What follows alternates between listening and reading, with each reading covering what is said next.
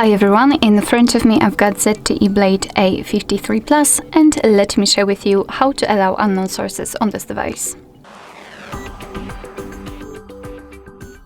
So let's start with opening the settings, and then we have to scroll in order to find the apps. So basically we do not have to scroll, they should be on the third position. Then let's tap on Special App Access, which is at the very bottom of this list, and tap on Install Unknown Apps. And right here we've got the list of apps which are allowed or not allowed, and just like in my case, to install some content. And of course you can change it, just tap on the app and tap on the switcher. And after getting back, you can see that the Chrome is right now allowed to install some content, and be aware that you're doing it on your own responsibility, because some third-party apps aren't verified by the developer, so you may put your data and actually whole device at risk. So remember about that and choose the apps wisely. Of course, you can always remove previously granted permissions, just tap on it and tap on the switcher again. And after getting back, the Chrome is not allowed to install anything.